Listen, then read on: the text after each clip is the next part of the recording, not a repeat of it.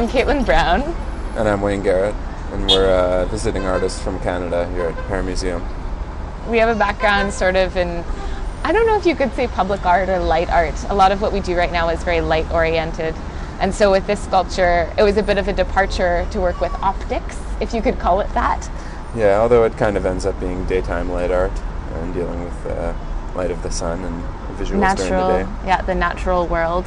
But our background, so Wayne is a musician. Should I talk about you? You should talk about you. I can talk about myself. I'm a trained musician as well as a machinist by trade, which is, I don't know if the term is the same here, but yeah, so sort of a fabrication and production background as well as music and arts. And I went to art school at Alberta College of Art and Design a couple years ago, so my background is more in fine arts.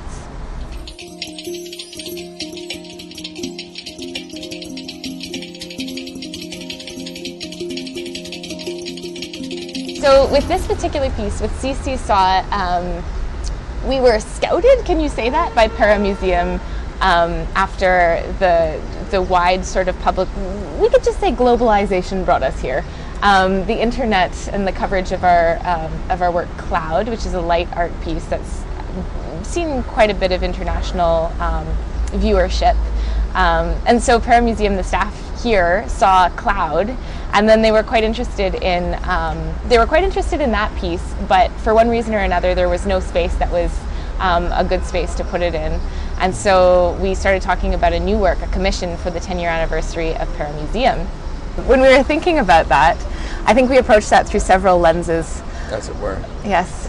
Yeah, the space we were given to work with for this commission was the facade of the building, which is a historic facade, of course, formerly the Hotel Bristol, I believe, and it was saved for the new building. And so the last thing we really wanted to do was completely cover up the facade with an installation. Because to us, it's quite beautiful, even though probably for Turkey it's not that old or that intricate. But by our standards, by North American standards, it's a beautiful hotel visage. Visage, can you say that? I suppose you might. I think facade may be better. So yeah, part of the idea with the lenses was to sort of transform the facade or give a new perspective on it while still allowing people to view it, but perhaps in a new way. And so within that, there's lots of conversations that you can have about history or about multiple perspectives, about what museums do for people and how they interpret culture.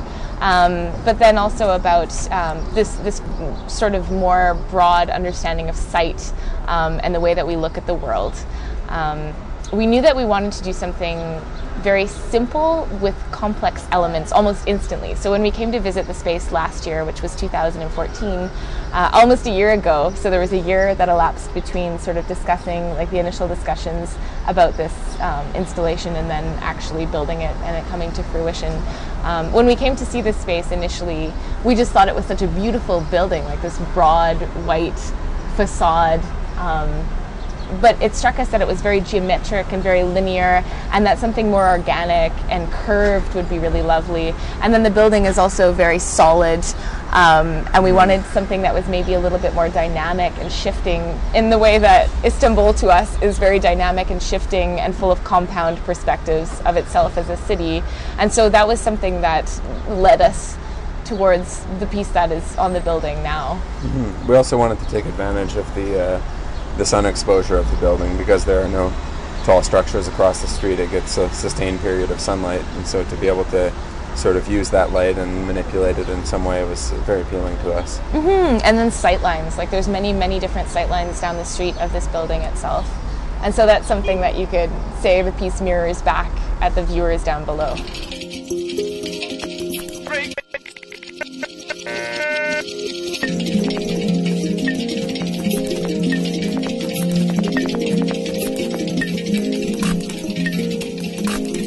So with CC Saw, the piece is built from many thousands of used eyeglass lenses. So they're all reappropriated from eyeglasses that actually sat on various people's faces, which is quite interesting. So you can actually, if you look throughout the installation over the course of the 6 months that it's installed in this building, you can try and find the pairs, if that's something that you have a moment to do.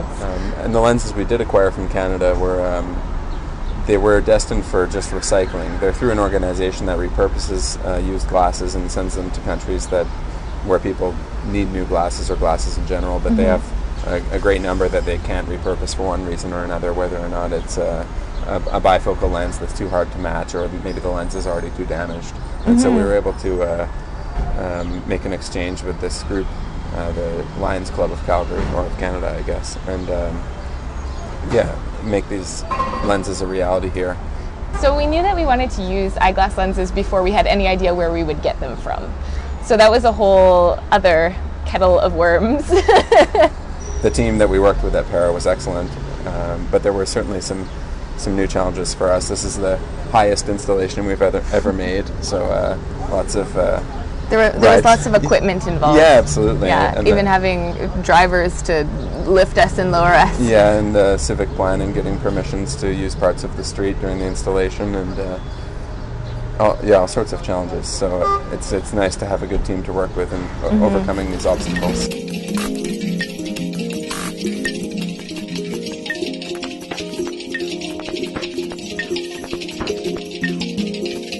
It speaks to the community aspect of a work like this, whether it's people helping out or donations of eyeglasses from Canada and from Turkey, the people who would have donated lenses here to contribute to the piece. So you have these layers of community that sort of overlap and contribute to the work as a whole. Totally. Wayne and I always have our challenges when working together, but we work together primarily now. Yeah, and the more we work together, the sort of more refined our systems of working together have become. We certainly have our respective areas of specialization, but Wayne will be the one doing the math. Yeah, or more logistical challenges, but conceptually there's always some back and forth when it comes to hatching an idea and developing it. And I think perhaps the best way to put it is that once we have an idea that we're close to happy with, it becomes this sort of back and forth of trimming the fat and really narrowing it down to a focused, simple, concise concept that's communicable and understandable.